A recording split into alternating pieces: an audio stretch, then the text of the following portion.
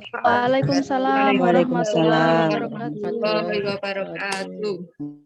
Alhamdulillah, alamin wa bihi nasta'in ala umurid wa salam ala asrofil anbiya wal mursalin.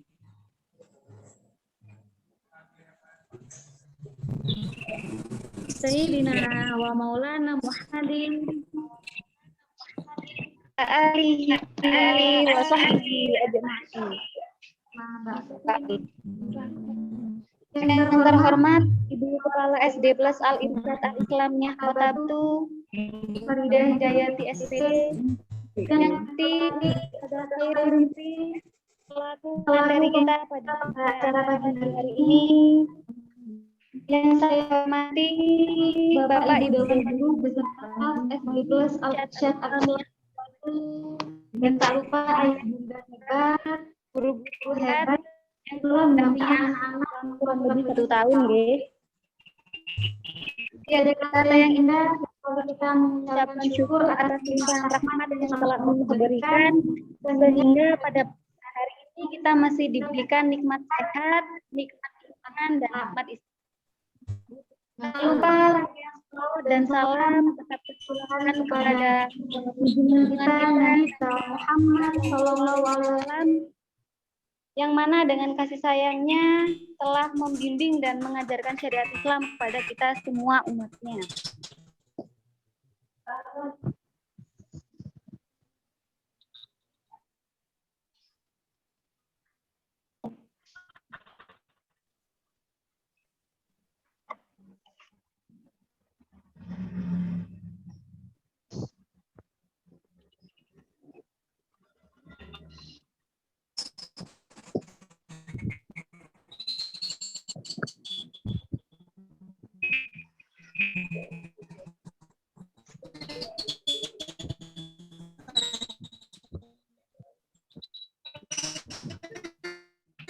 Intinya nomor yang tadi pagi.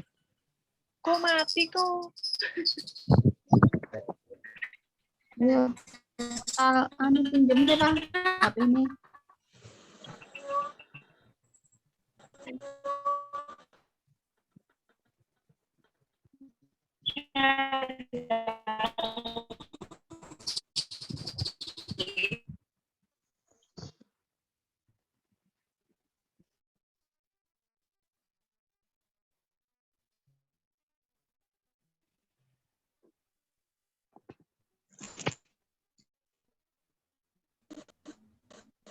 Tiada kata-kata kita mengucap syukur atas rahmat yang telah Allah berikan, sehingga pada hari ini kita masih diberikan sehat, nikmat iman, dan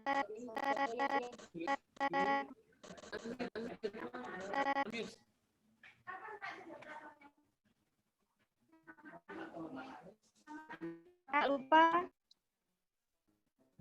yang selawat, tak lupa yang selawat dan salam dicurahkan pada Nabi Muhammad dengan kasih telah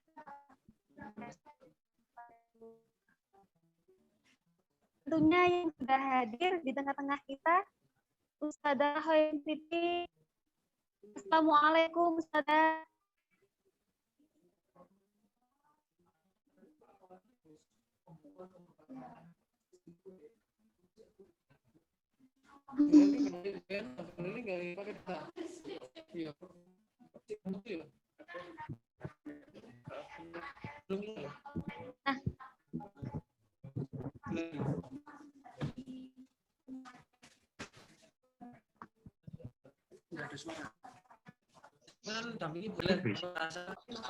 Suaranya putus-putus, Bu. Suaranya putus, nggak ada lambangnya. Oke,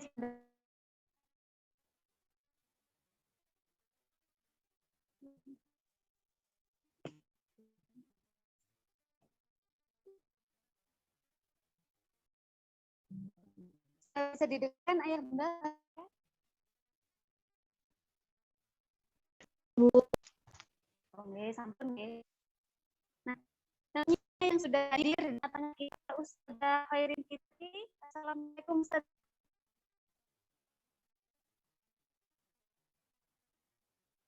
Baiklah, beli ini merupakan pemateri kita pada acara talk show hari ini. Pada kesempatan ini izinkan saya sebagai pembicara untuk membaca rangkaian susunan acara pada pagi hari ini. Acara yang pertama yakni pembukaan dengan acara dua yang akan disampaikan oleh Ibu Kepala Sekolah. Dan ketiga yang merupakan acara inti yakni acara shooting dilakukan dengan tanya jawab dan diakhiri dengan penutupan doa. Itulah ayah bunda dari Bapak Ibu guru supaya acara hari ini berjalan dengan lancar dan keberkahan untuk kita semua. Mari kita awali acara pada hari ini dengan membaca surat Al-Fatihah.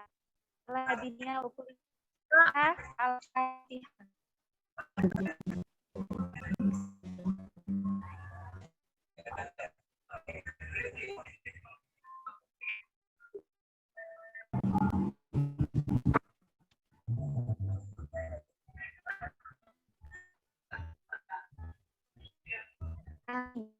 Selanjutnya mari kita dengarkan sambutan yang akan disampaikan oleh Ibu Kepala S12 Al-Isyad Aliyah Kota Batu. Hormati Ibu Faidiati dipersilakan.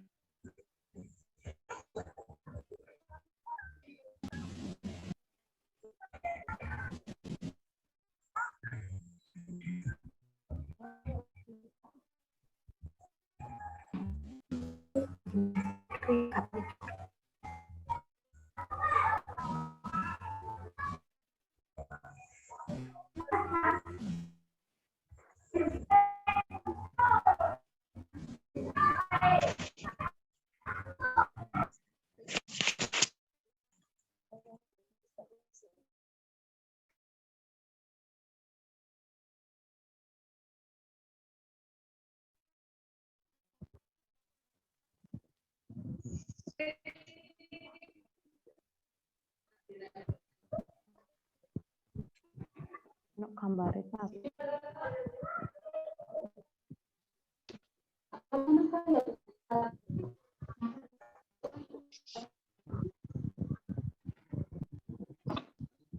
Baiklah, sembari menunggu sambutan yang akan disampaikan oleh Bu Faridah, kami informasikan kembali kepada ayah bunda semuanya untuk memposisikan video dan audionya, nggih. Untuk video dalam keadaan on dan untuk audio dalam keadaan off.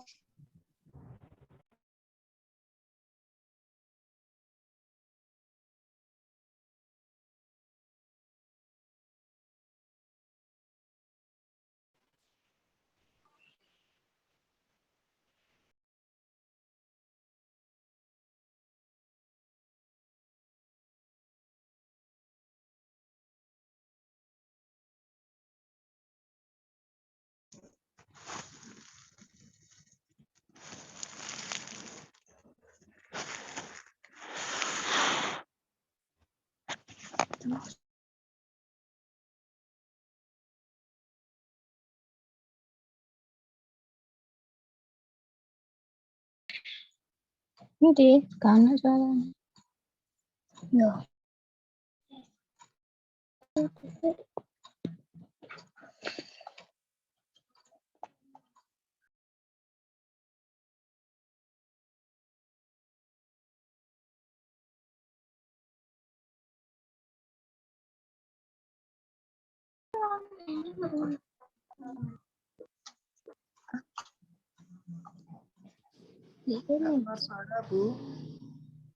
Halo, suaranya nggak kedengaran.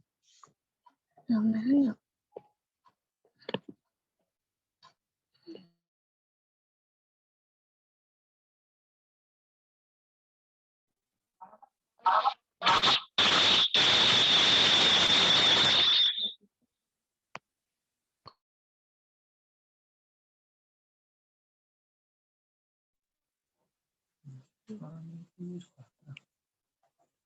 full.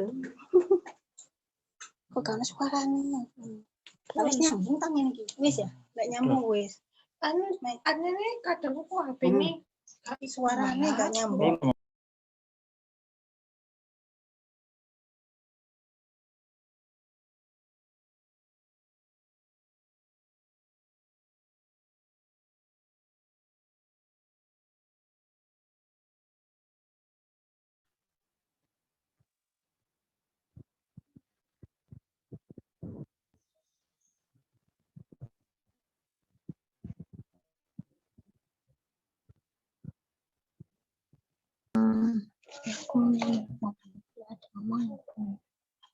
Halo, lho iki krungu. Tapi kok kena uang-uang ngomong. Ya enak wong kabeh doa.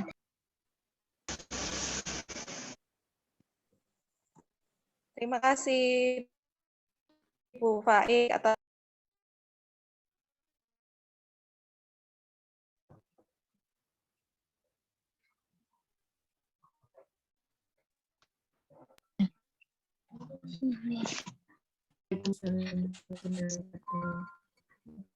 Waalaikumsalam.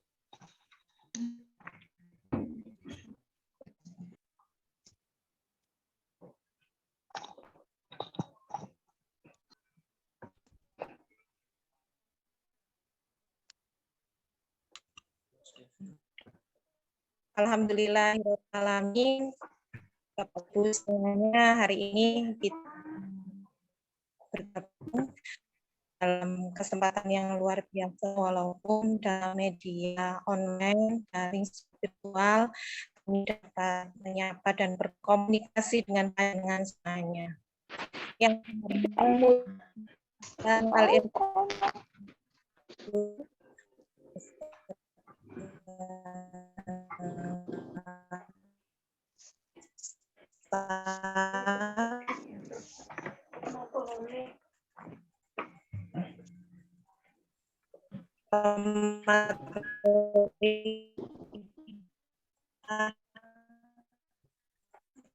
Ibu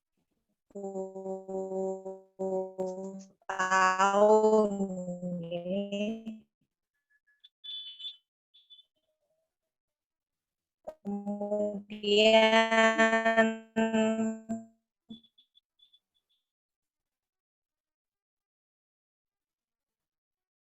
Ibu Nurlaili Humairah, kami ucapkan terima kasih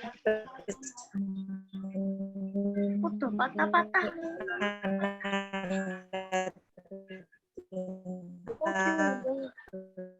belajar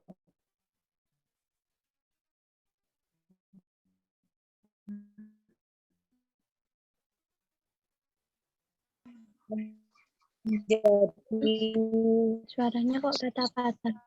kami menjadi kita di tengah situasi pandemi ini, kita masih bisa beraktivitas dengan pada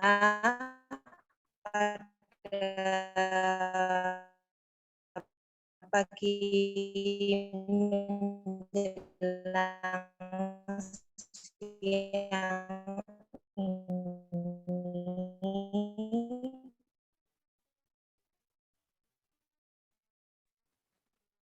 Allah memberikan dengan program parenting karena situasi dan kondisi di masa pandemi ini, maka kegiatan ini kami laksanakan. Orang tua dan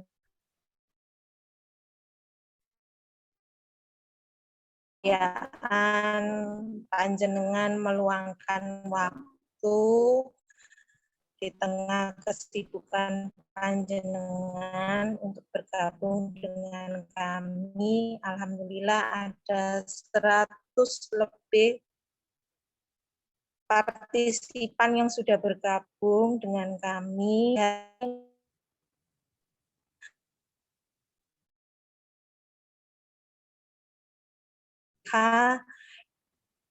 Keterbatasan kita pelajaran daring. Kami sampaikan ucapan maaf dari kami apabila selama pelaksanaan acara ini terdapat kendala, gangguan terkait penyampaian materi. Sampaikan mohon maaf dan insya Allah pada pagi hari ini nanti akan kami share masing-masing. Ayah, bunda, orang-orang tua hebat, guru-guru hebat yang mendampingi anak dari rumah. Acara pada pagi hari ini khusus kami siapkan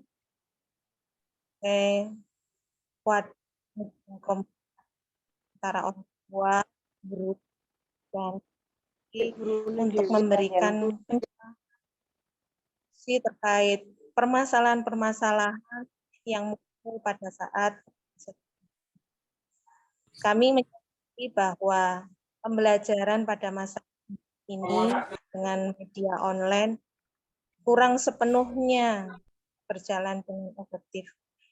Kami membuka diri pada orang tua murid untuk memberikan masukan agar pembelajaran online yang kami lakukan ini tetap bermakna, memberikan sesuatu yang bermanfaat untuk anak-anak dan juga kita sebagai orang tua di rumah, sebagai fasilitator penyambung dari kami guru-guru yang ada di sekolah bisa berjalan dengan baik.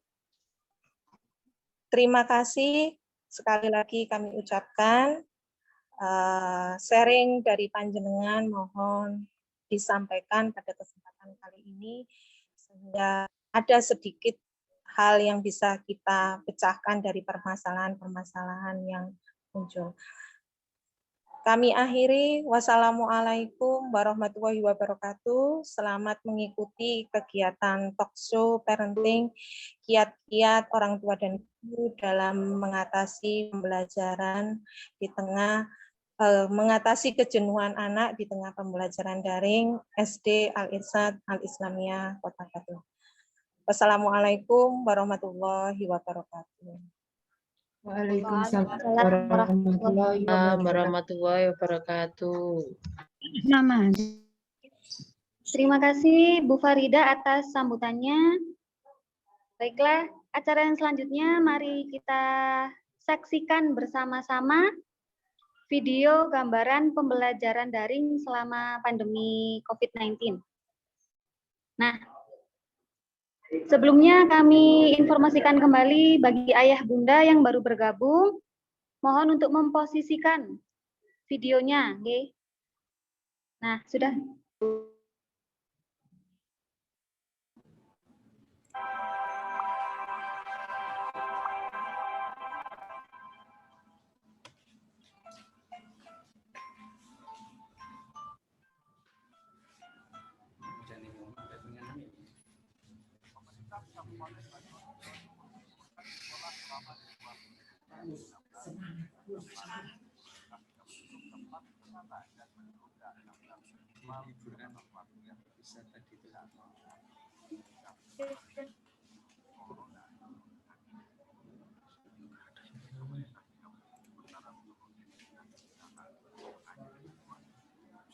Suaranya juga pendek kecil.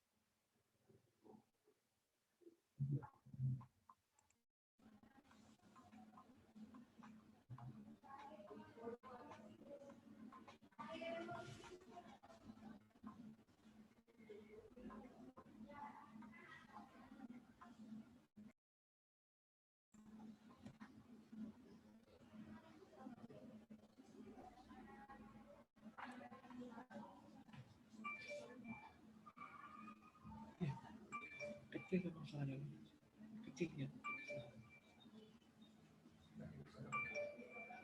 Kan masalahnya. Nah, itu kan.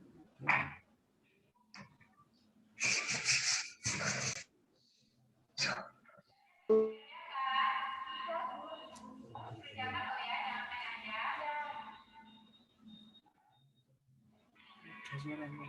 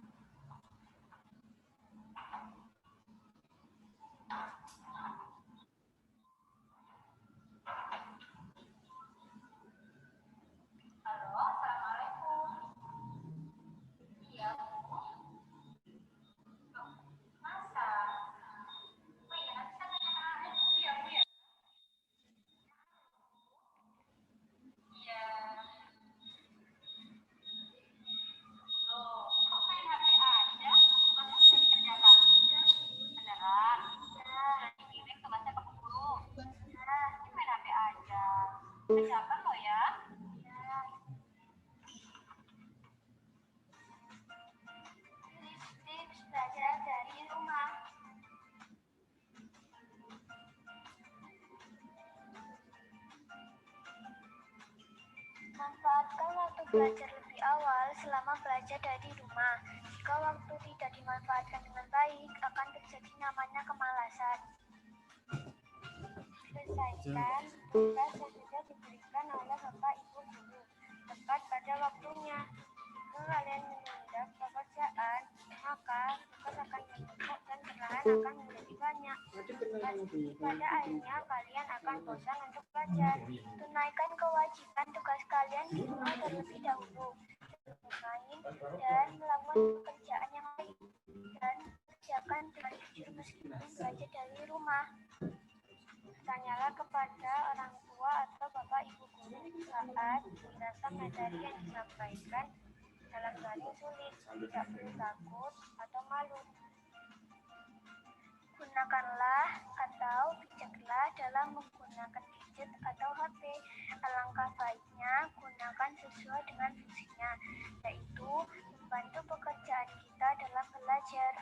Kumpulkan tugas tepat waktu kalian berarti sudah menunaikan kewajiban. Pandemi COVID-19 yang kita lalui selama 1 tahun. Banyak tentang kehidupan kita yang berubah. Hidup yang mudah menjadi sulit. Belajar menjadi satu hal yang sulit di masa seperti ini. Belajar batasan dan berbagai hambatan. Materi yang tidak tersampaikan dengan baik. Pemahaman yang dirasa belum cukup. Dan pengawasan yang kurang karena tuntutan kehidupan. Mari bersama kita ubah hambatan dengan saling mengulurkan tangan, saling merangkul, saling paham dengan keterbatasan dan keadaan masing-masing. Aku yakin semua keterbatasan dan hambatan akan hilang jika kita saling memahami dan saling bekerja sama. Mari bangkit dan bersama-sama mengatasi berbagai kesulitan bergandeng tangan. Semoga pandemi cepat berlalu dan melihat senyuman, canda tawa yang sudah lama hilang, dan kembalikan tetangga yang sulit menjadi mudah. Kita percaya sesulit apapun pasti bisa kita lalui. Jika itu bersama-sama.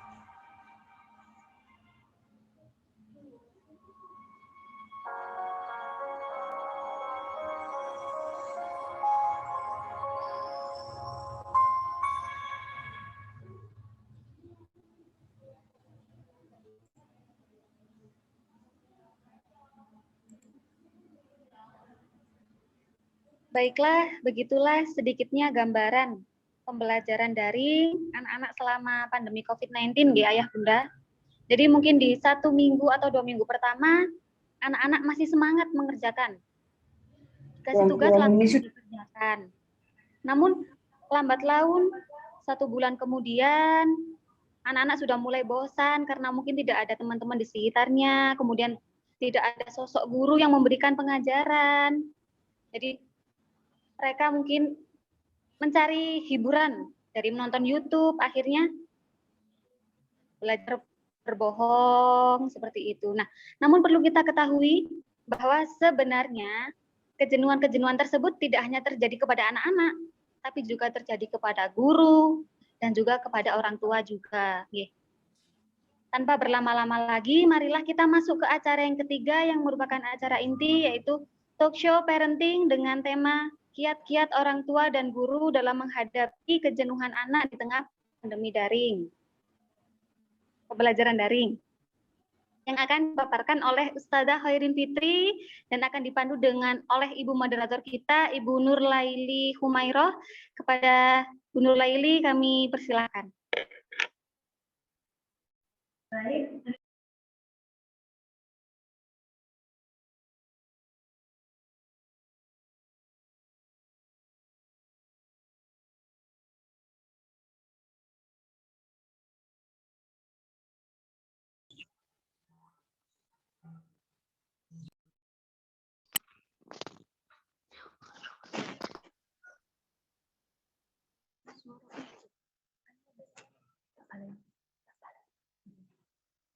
Baik, terima kasih kepada MC kita, yaitu Ibu Eni Hasnaul Faik, yang telah membuka acara talk show parenting pada pagi hari ini. Bismillahirrahmanirrahim. Assalamualaikum warahmatullahi wabarakatuh. Waalaikumsalam warahmatullahi wabarakatuh. Alhamdulillahirabbil alamin wa bihi nasta'in ala umuri dunya waddin. Wassalatu wassalamu ala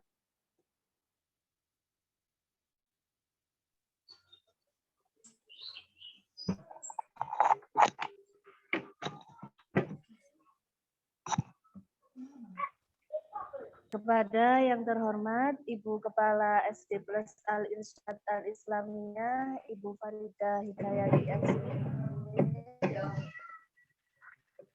Kayak emak.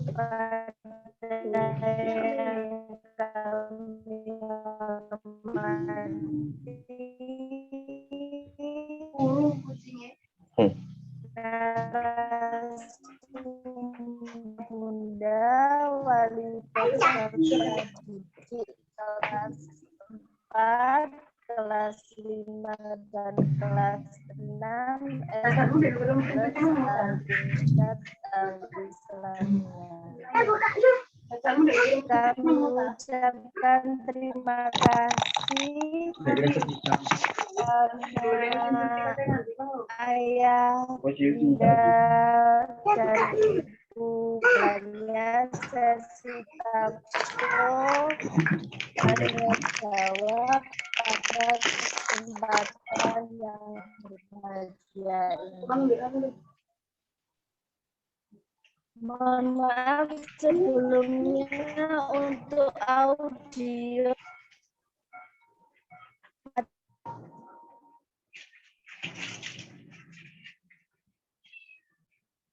matikan. Ya, coba.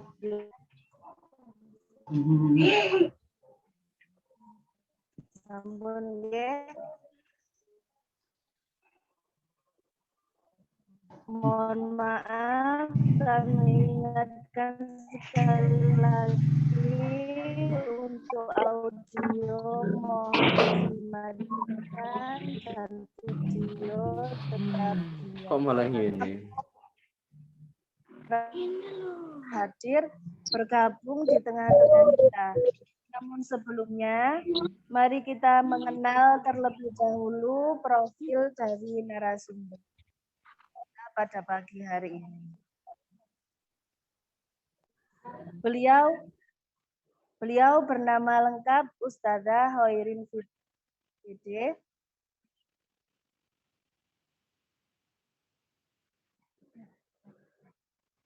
yang bertempat tinggal di Dusun Cangar, Kota Batu. Beliau merupakan ibu dari 3 anak yang solih dan solihah yang mempunyai moto berkeluarga yang sangat luar biasa, yaitu sehidup sesurga bersama keluarga tercinta. Masya Allah.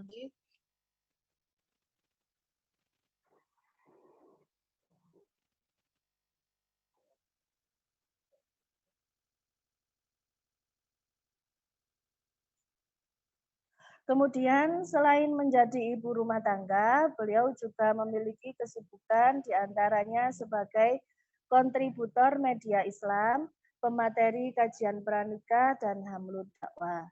Adapun hobi beliau yaitu membaca dan menulis. Dan karena kegemaran beliau dalam membaca, beliau memiliki buku kesukaannya yaitu buku Sakofah Islam, buku Sirah, buku parenting, buku fiksi, dan lain-lain. Kemudian beliau merupakan alumni atau lulusan dari S1 PGSD Universitas Terbuka Malang.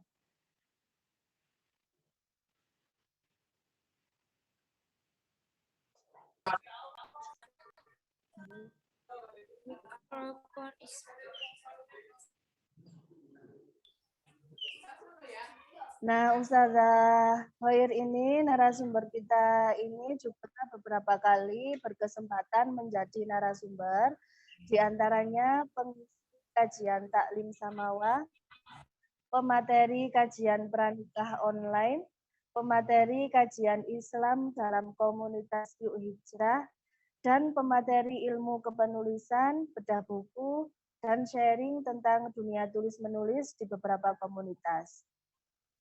Nah, Ayah Bunda, itu tadi sekilas tentang profil narasumber kita.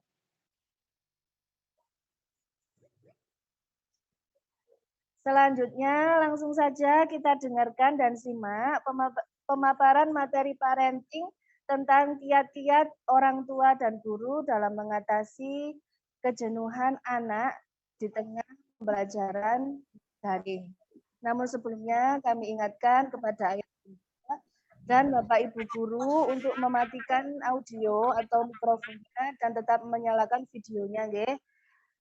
Baik, kepada Ustaz kami persilahkan.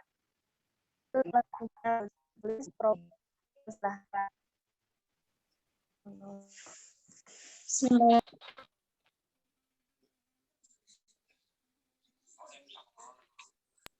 Assalamualaikum warahmatullahi wabarakatuh. Waalaikumsalam. Waalaikumsalam warahmatullahi wabarakatuh. Waalaikumsalam warahmatullahi wabarakatuh. Alhamdulillah, alhamdulillah.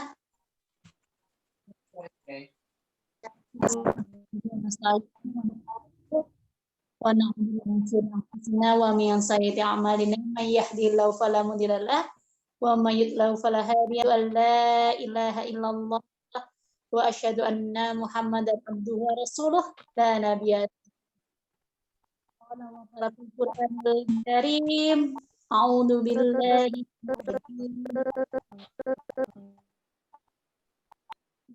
Allahu ahad, Allahus samad, lam yalid wa lam yulad wa lam yakul lahu kufuwan ahad. Shadaqallahul adzim. Allah yang Maha mengatakan,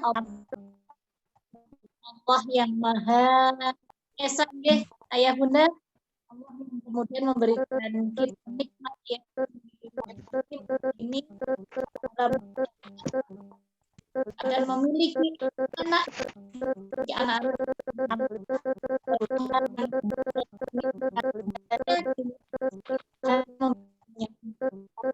alhamdulillah juga Allah memberikan nikmat bernafas.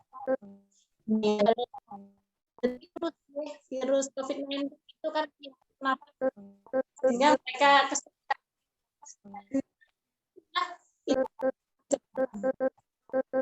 tidak, dan Allah hindari ini ya, dan dari maksud saya dari COVID-19 ini. Salam kepada junjungan kita Nabiullah Muhammad SAW. Nanti ikuti jalan beliau ilahi.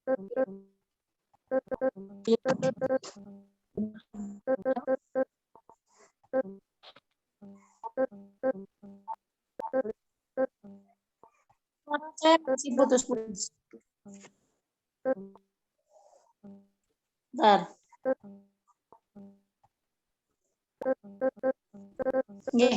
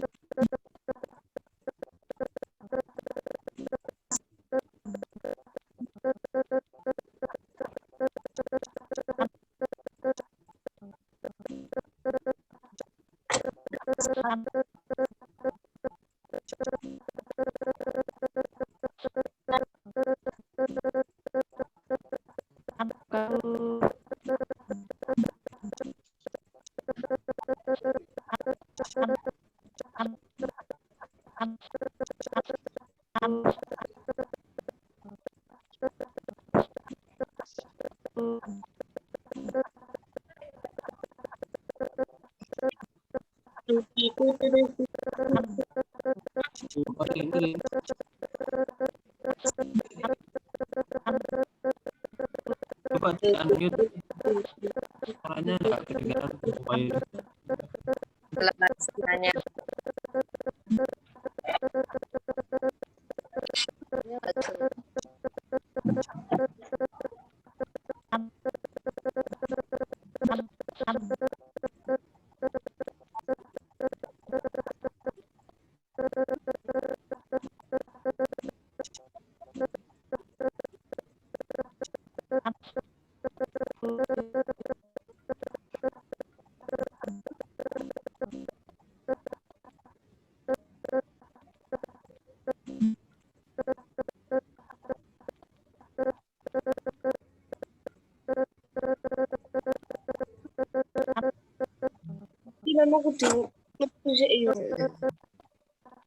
Bukan, ayah bunda.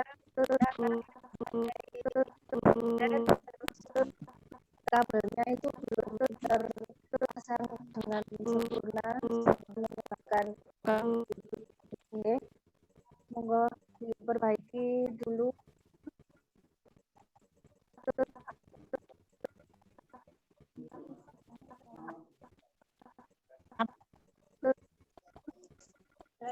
Bismillah, sudah nggak ada bunyi tutut. Sudah jelas.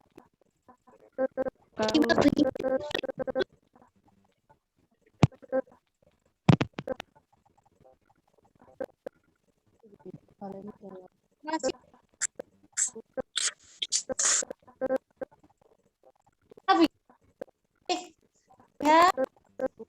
Ya. Materi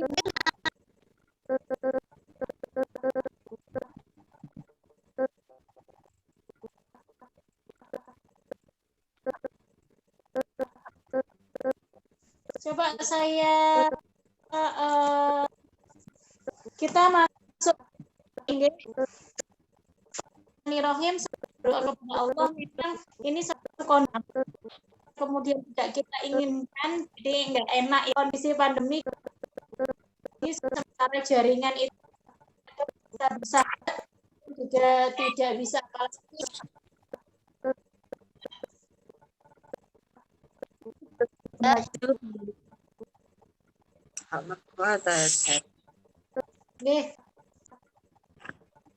Jika kondisi pandemi nggih, Bunda, kita sudah mengikuti kondisi sudah setahun lebih ya, yang kemudian saat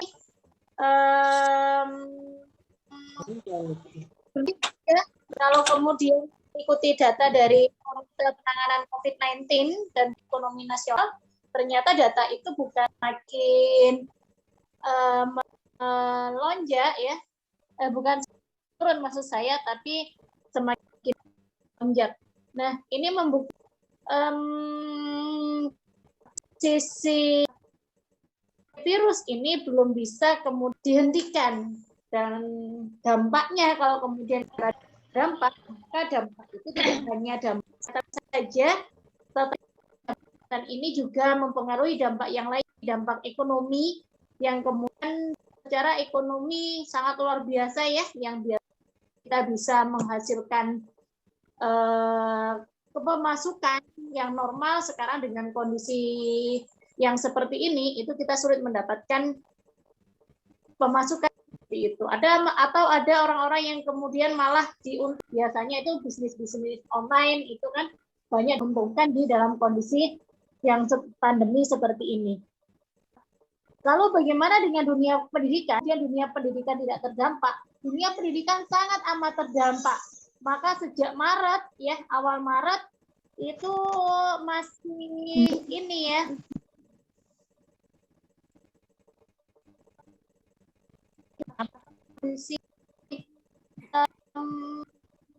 PTS ya, waktu itu semester ya, ternyata sudah diwajibkan untuk belajar ya pendidikan, pasti kemudian akhirnya kalau kemudian kita bicara masalah yang timbul akibat daring ini, ternyata juga di slide berikutnya Pak Rahmat minta tolong di slide yang ketiga. Jadi kalau kemudian kita bicara masalah yang timbul, slide yang berikutnya lagi.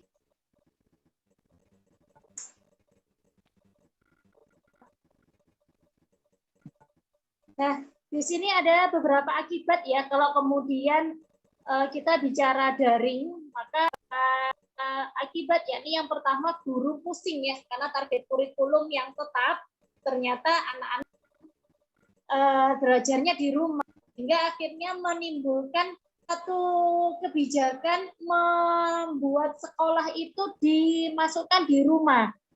Sekolah itu diletakkan di rumah. Nah, itu tidak efektif ya. Kalau kemudian kita di rumah, biasanya rumah itu adalah tempat yang paling nyaman untuk anak-anak kemudian bergelandotan kepada orang tua bermanja-manja, ternyata itu menjadi tempat sekolah baru bagi anak-anak di era pandemi. Dan ketika guru kemudian tidak melakukan satu aktivitas kreativitas, maka sekolah di rumah, sekolah yang kemudian dipindahkan ke rumah, jamnya, semuanya itu menimbulkan permasalahan yang cukup pelik di kalangan orang tua. Sehingga memang nanti guru pada saatnya dituntut memiliki kreativitas yang sangat tinggi. Bagaimana kemudian kurikulum yang awalnya ABCDEFG itu bisa dimanfaatkan menjadi ABCD misalnya, atau dipilih-pilih saja yang kemudian memang sangat penting diajarkan untuk saat ini ya. Apa kurikulum yang harus diajarkan, kelas 4 berapa, kelas 5 berapa, kelas 6 berapa, seperti itu nanti disusun ulang. Dan ini menjadi tantangan baru bagi Bapak Ibu guru. Kemudian yang berikutnya adalah dari sisi orang tua ya. Bentar.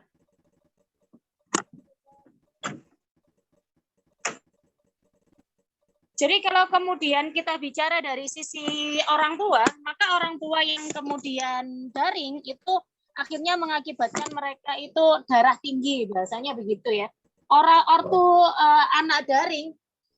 Anak daring gitu ya, ortu itu jadi darah tinggi, dan ini dialami oleh beberapa orang tua yang kemudian beberapa waktu yang lalu ya, itu kita mendengar kabar, berbagai macam kabar yang ternyata kabar-kabar itu adalah kabar buruk. Ada anak yang kemudian sampai bunuh diri ya, karena saking darah tingginya orang tua, kemudian beban yang diterima oleh anak itu kemudian banyak, artinya dia bunuh diri begitu. Atau ada seorang ibu yang kemudian tega memukul anaknya sampai kemudian dia meninggal gitu. Itu adalah permasalahan daring yang sangat luar biasa. Kemudian ada lagi gara-gara permasalahan sinyal, yang kemudian sinyal itu juga cukup pelik di daerah-daerah pelosok yang susah, mereka itu sampai kemudian harus naik dan sebagainya, yang ternyata itu juga menimbulkan mereka meninggal juga, jatuh. Nah, ini dari sisi daring yang menimbulkan kontroversial yang sangat luar biasa dan kita alami sampai detik ini ya. Pun dengan anak-anak ya. Mungkin disampaikan oleh Bu Eni tadi ya sebagai pembawa acara, beliau menyampaikan awalnya anak-anak senang-senang saja gitu ya, belajar di rumah 2 minggu, 1 bulan itu masih senang ya. Tapi bulan berikutnya mereka sudah senep ya, apalagi kita gitu ya. Kita yang biasanya melihat anak-anak sekolah, melihat anak-anak itu ceria dengan cerita-ceritanya pasca pulang sekolah, ternyata mereka hari-harinya ya di rumah gitu. Sampai kemudian ketika ada salah satu teman itu ya, anaknya itu ketika ditanya hobimu apa, kata gurumu itu loh, ditanya hobimu apa, rebahan ma gitu ya. Jadi ini hal yang menggelitik ya Bunda, Ayah. Di tengah anak-anak kita itu, jadi sekarang itu anak-anak jadinya generasinya generasi rebahan. Ini sangat amat disayangkan sekali, harusnya mereka menjadi anak-anak produktif, meskipun era pandemi, dengan kreativitas kita sebagai orang tua, dengan kreativitas kita sebagai guru juga, nah itu ternyata anak-anak itu belum bisa ya mengikuti ritme pandemi ini karena memang tidak disiapkan. Nah ini yang kemudian kita melihat aktivitas yang kita tidak siap dengan kondisi-kondisi ini, dan ini yang terjadi saat ini. Sehingga apa yang kemudian harus kita lakukan, maka memang ini menjadi PR besar ya buat kita ayah bunda ya, untuk bagaimana kemudian mengatasi kejenuhan dari guru, dari orang tua, kemudian dari anak sendiri. Kalau kemudian kita berbicara masalah, kenapa sih pandemi ini kemudian belum berakhir? Slide berikutnya, Pak Rahmat. Nah, di sini kita bisa melihat ya, ada tarik ulur kebijakan dari pemerintah sendiri ya. Bagaimana kemudian kalau kita mengamati berita-berita yang ada, itu bagaimana sih yang diselamatkan dulu siapanya? manusianya dulu atau ekonominya dulu? Kalau kita mau menyelamatkan manusia dari sisi kesehatannya, ya bagaimana begitu ya? Di lockdown semuanya, orang tuanya, anaknya semuanya di rumah aja. Nah, siapa nanti kemudian yang bekerja begitu, yang mau nih anak-anak gitu. Sampai kemudian kalau bahasa tetangga-tetangga saya itu seperti ini. Kalau tidak bekerja, kita di rumah aja tidak bekerja, kita pasti mati gitu. Kalau kita bekerja, kita kan belum tentu kena virus, jadi wes bismillah hai. Nah, pandangan-pandangan seperti ini itu pandangan-pandangan yang ada di kalangan saat ini gitu ya. Padahal kalau kemudian kita mengacu pada Islam ya, Islam itu memberikan aturan ketika memang pandemi ya kita harus menghindarinya. Cuman karena ini pandemi yang sangat global, maka memang akhirnya solusi satu-satunya adalah bagaimana kemudian kita menerapkan protokol kesehatan itu ya, agar jangan sampai kemudian kita tertular. Nah, dunia pendidikan pun juga menjadi korban ya, anak menjadi korban, orang tua yang kemudian tidak siap menjadi korban. Bagaimana tidak? Kalau dulu orang tua itu bisa pasrah bongkoan kepada orang tua, kepada sekolah maksud saya, ya sudah anaknya cukup disekolahkan saja, tinggal bayar begitu selesai. Ternyata saat ini tidak begitu ya. Allah itu telah mengembalikan anak-anak kita itu kepada kita. Maka bagaimanapun ya, bagaimanapun caranya begitu, berarti anak-anak ini yang kemudian harus menjadi orang-orang yang kita pegang ya, agar mereka itu tidak terus-terusan menjadi satu permasalahan-permasalahan besar. Apalagi kalau kemudian anak-anak itu sudah usia kelas 4, 5, 6, itu sangat jauh berbeda dengan kelas 1, 2, 3. Kalau kelas 1, 2, 3 itu masih ada takut-takutnya, masih ada ininya. Kalau sudah kelas 4, 5, 6 itu kan mereka sudah mulai bisa membantah, mereka sudah mulai ini, maka harus kita cari solusinya bareng-bareng ya. Selanjutnya, slide selanjutnya. Di sini ada beberapa solusi yang kami tawarkan ya, bagaimana kepada orang tua, guru, dan anak. Slide berikutnya.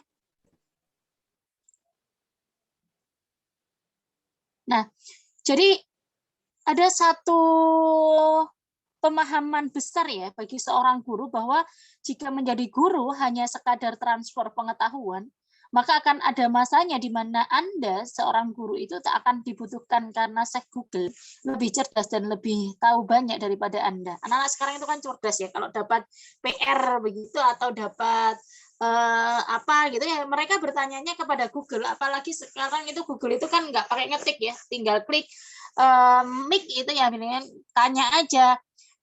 Soalnya apa misalnya, jadi soalnya apa misalnya, soalnya terkait dengan ini metamorfosis gitu ya, metamorfosis pada tumbuhan, metamorfosis pada hewan bagaimana gitu, nanti langsung ada jawabannya. Nah ini kalau kemudian kita jadi guru cuma sekedar transfer ilmu ya akhirnya begitu. Tapi ternyata guru itu harus menjadi orang yang tidak hanya mentransfer ilmu, tapi mentransfer ada akhlak, ketakwaan, dan keikhlasan. Maka akan selalu dibutuhkan karena tak memiliki Google ya, tidak memiliki semua itu. Artinya kita sebagai seorang guru ya, baik guru yang ada di rumah yakni orang tua maupun guru yang ada di sekolah, itu adab, akhlak, kemudian ketakwaan dan keikhlasan kepada Allah itu adalah satu kunci agar kita tidak sama dengan mesin-mesin ya, agar kita tidak sama dengan robot-robot pencari robot yang memang menyimpan kepandaian, Google, YouTube, kemudian akun-akun yang lainnya. Itu sebagai guru. Lalu bagaimana sebagai guru yang berikutnya gitu ya? Selain dia harus menyadari posisinya, tidak hanya sekedar transfer ilmu, maka guru yang berikutnya, slide berikutnya. Maka guru yang berikutnya adalah kemudian dia dituntut menjadi seorang yang kemudian tetap menjadi orang yang berakhlak mulia di tengah pembelajaran daring. Bagaimana caranya seperti itu ya? Maka guru itu harus membuat pelajaran yang aktif ya, yang kreatif, yang menyenangkan, yang inovatif bahasanya begitu ya. Kalau dulu saya kuliah, saya juga kuliah di SD ya, ayah bunda, alhamdulillah dulu juga sudah pernah mengajar di SD Al-Irsyad. Insya Allah 3 tahun yang saya ngajar di sana, kurang lebih tahun 2008 sebagai SDUM itu 2011. Nah, di perkuliahan kami mendapatkan satu pemahaman ya, bahwa pembelajaran itu harus pakemi. Pakem pembelajaran yang aktif, kreatif, menyenangkan, dan inovatif. Nah, kalau yang pakemi, yang pakem begitu, aktif, kreatif, menyenangkan itu sepertinya bisa dilakukan ya saat kondisi tatap muka. Tapi saat ini kita dituntut menjadi orang-orang yang inovatif. Bisa jadi kita membuat ya, video-video pembelajaran ya, yang kemudian dilakukan, atau kemudian kita melakukan aktivitas Zoom seperti ini bersama anak-anak, atau Google Classroom, Google Meet, atau apa sekarang yang banyak itu yang kemudian ini, atau video call WA bagi anak-anak yang kemudian kita butuh bertemu dengan mereka secara individu, secara personal. Seperti itu ini juga harus dilakukan, sehingga guru itu tuntut sekarang itu menjadi orang tua yang kreatif, yang kemudian inovatif. Lalu bagaimana dengan orang tua? Nah, itu di slide berikutnya dijawab.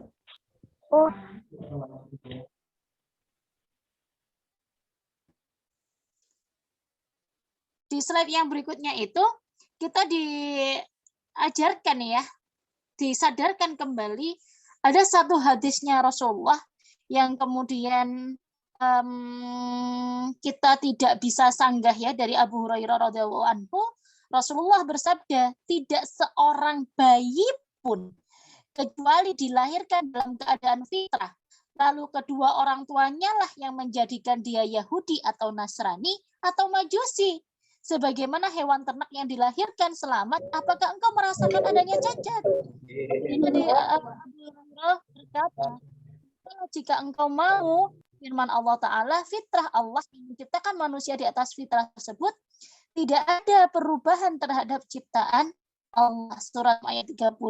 Nah, ini adalah hadis riwayat Bukhari Muslim, hadis yang sahih, yang kemudian hadis ini bisa menjadi landasan kita di dalam beramal. Sehingga kalau kemudian kita bicara anak itu ibarat kertas putih bersih. Seperti jenengan kalau beli kertas begitu ya, satu rem setebal ini gitu. Satu rem itu kan bersih, putih. Bersih sekali. Begitulah anak-anak. Maka kenapa ada syariat? Ketika anak itu terlahir di dunia, mereka diazani di telinga kanannya, mereka diikomahi di telinga kirinya, kemudian mereka diakikohi ya. Diakikohi sebagai syarat untuk menebus kepada Allah, bagi laki-laki 2, bagi perempuan 1. Nah, ini ternyata ngefek dalam pendidikan anak. Ketika anak-anak itu diakikohi, mereka menjadi anak-anak yang taat. Ketika anak-anak ini dijalankan oleh Allah sesuai dengan fitrahnya, ya, sesuai dengan fitrah penciptaan Allah, yakni dididik dengan akidah Islam, maka anak-anak ini akan mudah taat kepada Allah. Tapi kalau kemudian anak-anak ini dijauhkan dari Islam, nah ini sangat berbahaya. Ya. Karena kita seorang Muslim, tentu standar Islam ini yang kemudian akan kita ambil.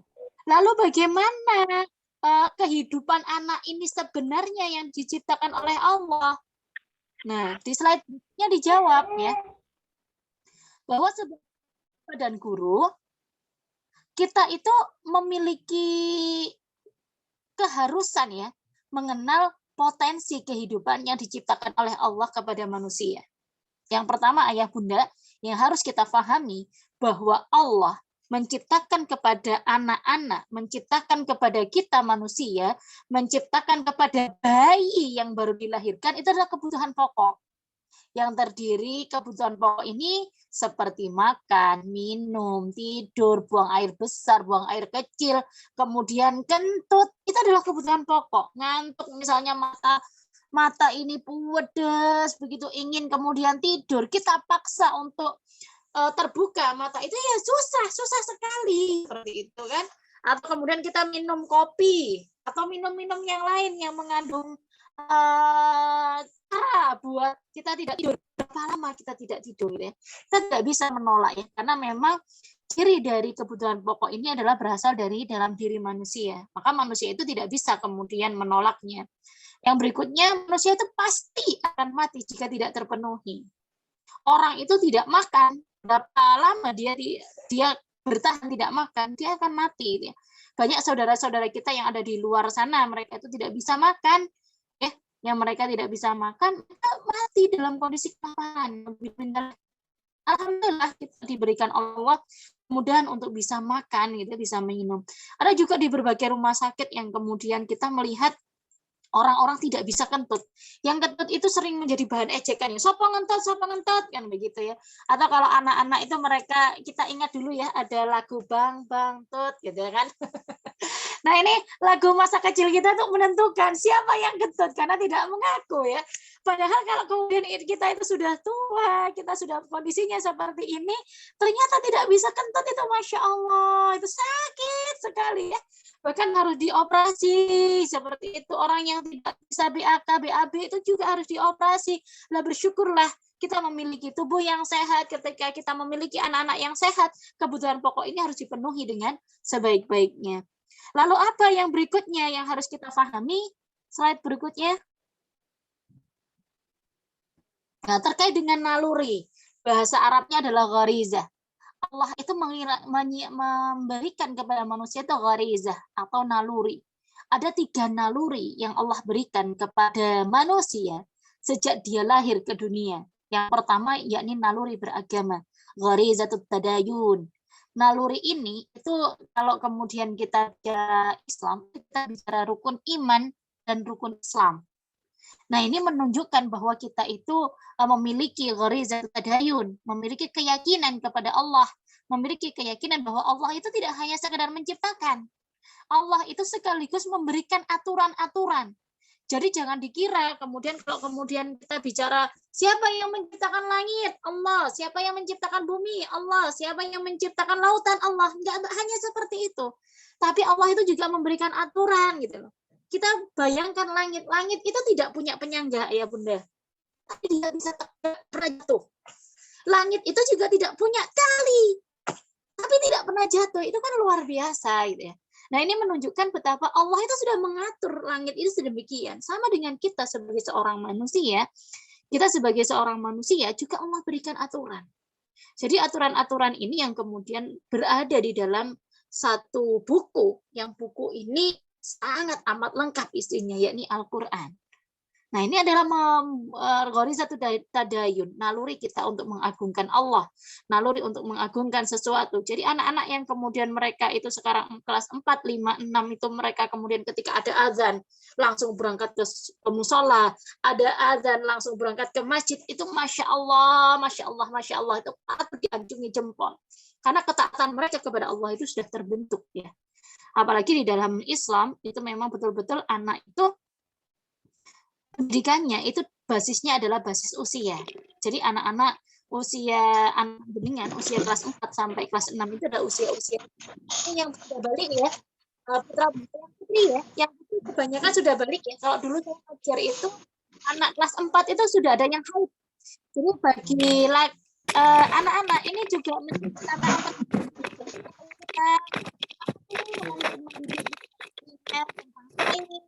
tentang apa sih itu ikhtiar ya, jangan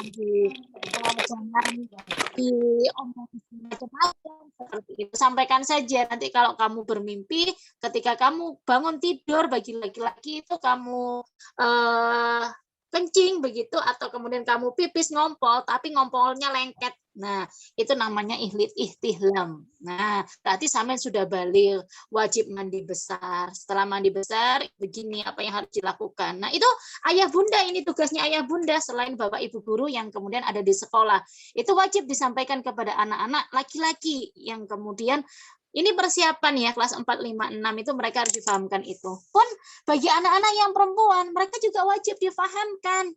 Di dalam Islam ada yang namanya nah, haid itu seperti apa, Nak? Nah, itu dijelaskan oleh ayah bundanya, cara membersihkannya bagaimana, konsekuensinya kalau sudah haid itu apa, seperti itu. Kalau kemudian haid itu larangan-larangannya apa. Nah, ini adalah naluri ya, naluri beragama yang kemudian harus kita rangsangkan kepada anak-anak. Yang kedua, yakni naluri mempertahankan diri ya, atau gharizatul baqa. Seperti ketika anak-anak itu punya cita-cita. Mereka tidak mau disalahkan jika salah. Mereka itu kalau kakak ya aku nomor 1 seperti itu. Nah seperti ini adalah gharizatul baqa atau naluri untuk mempertahankan diri bagi seseorang dan ini sangat dibutuhkan. Maka kenapa kemudian seorang bayi begitu ya, ketika dia misalnya dia kemudian mau jatuh, dia bingung berpegangan, atau dia mau berjalan masih tertatih gitu ya, dia mencari pegangan. Ini kenapa demikian? Ya karena memang dia menginginkan bahwa dirinya itu harus bertahan, jangan sampai terjatuh. Yang berikutnya adalah naluri melestarikan keturunan.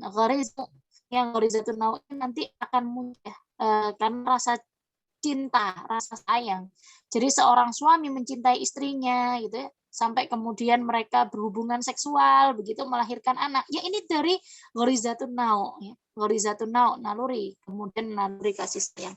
Pun sama dengan anak-anak seperti itu ya. Anak-anak ketika anak-anak itu mereka beraktivitas ya, mereka kemudian menyayangi orang tuanya. Kalau anak saya yang perempuan ya bukan kelas ya, anak saya yang perempuan itu wetes ngomongnya, dia masih 3 tahun lewat seperti itu, dia senengannya kalau sudah dari kamar mandi dari mana itu dia selalu ngomong memeluk saya, sayang Umi gitu ya.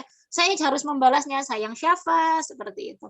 Nah, ini adalah permunculannya dari gharizatun naw gitu ya. Maka kenapa anak bayi itu ketika dia menangis menjerit-jerit itu digendong ibunya saja dia sudah tenang. Nah, ini karena memang ada gharizatun naw. Maka naluri ini berasal dari luar tubuh manusia karena ada rangsangannya. Ada rangsangan beda dengan kebutuhan pokok tadi. Seperti makan, jenengan sudah kenyang sekali. Disajikan makanan apapun, pasti jenengan nggak noleh, nggak kepingin. Tapi kalau gharizatun naw ini muncul ya, munculnya karena ada rangsangan ya. Sama dengan anak ya, ketika mereka disalahkan, mereka tidak mau. Nah, itu kalau mereka sudah benar, mereka pasti akan membantah. Nah, itu adalah naluri mempertahankan diri. Maka manusia itu tidak akan mati, tapi mereka akan gelis jika 3 naluri ini itu tidak dituruti. Maka orang yang ateis, orang yang tidak bertuhan itu, mereka akan gelisah kalau tidak dituruti. Anak-anak itu akan gelisah kalau tidak dekat dengan orang tuanya.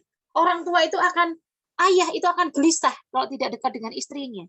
Istri itu akan gelisah tidak dekat dengan suaminya. Nah, itu adalah kegelisahan karena tidak terpenuhi, maka tidak akan. Lalu bagaimana caranya kita itu menyikapi baik itu hajatul udhiyah atau kebutuhan pokok itu dengan naluri? Monggo di slide berikutnya Pak. Nah, bagi orang tua maupun guru itu harus paham betul ya apa yang dibutuhkan oleh anak. Yang harus dipenuhi dulu itu apa?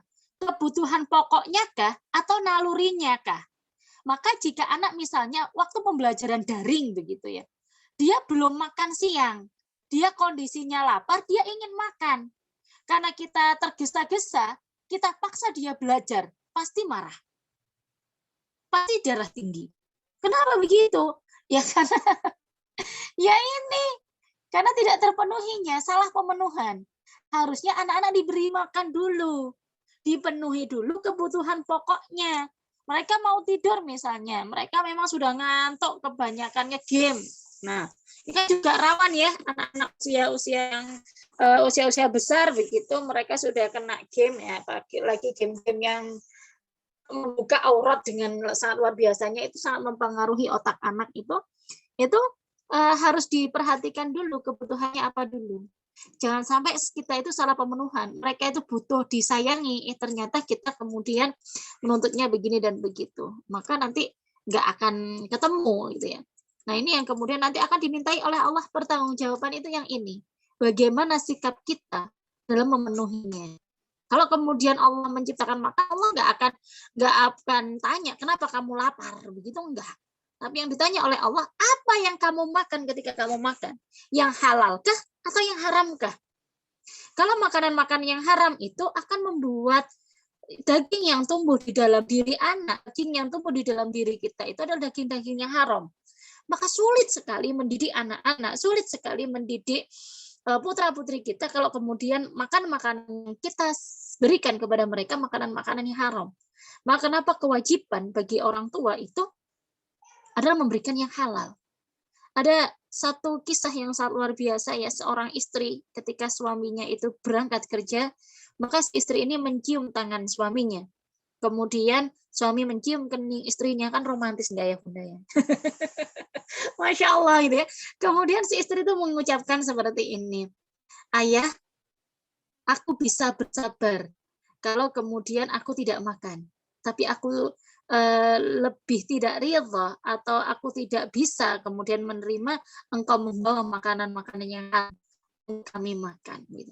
Jadi istri ini masih bisa bersabar kalau dia itu tidak makan, dia itu tidak kemudian tidak harus berpuasa seperti itu ya, daripada kemudian diberi makan makanan dari makanan-makanan yang haram. Masya Allah ini keluarga-keluarga yang dirindukan oleh surga, luar biasa. Gitu. Maka orang tua dan guru itu wajib memenuhi kebutuhan anak itu dengan pemenuhan yang benar ya. Kalau anak yang dibutuhkan adalah kebutuhan pokoknya, penuhi dulu. Kalau memang yang dibutuhkan adalah nalurinya, penuhi dulu. Naluri beragamanya kah, naluri pokoknya kah, atau naluri kasih sayangnya kah? Kalau sudah dipenuhi itu, anak itu disetir mau kemana-mana, disuruh ngerjakan tugas, disuruh ngerjakan ini, disuruh ngerjakan itu, bantu kita. Gampang kan seperti itu. Di slide berikutnya, ini ada beberapa kiat praktis yang mungkin nanti bisa kita sharingkan setelah ini ya, mulai dari guru, ada pembelajaran aktif, kreatif, dan menyenangkan, inovatif, kemudian orang tua mendampingi anak belajar di saat keduanya siap. Ini yang paling penting ya Ayah Bunda, dan ini saya kira nanti saya mendapatkan pertanyaan yang sama di sesi yang kedua ini, maka saya langsung sampaikan saja jawabannya daripada kemudian saya mendapatkan pertanyaan yang sama. Dan ini saya mendapatkan pertanyaan ini bukan hanya pada saat misi parenting saat ini ya, tapi beberapa kali saya mendapatkannya. Bagaimana kalau kemudian orang tua itu bekerja, sementara belajar di rumah?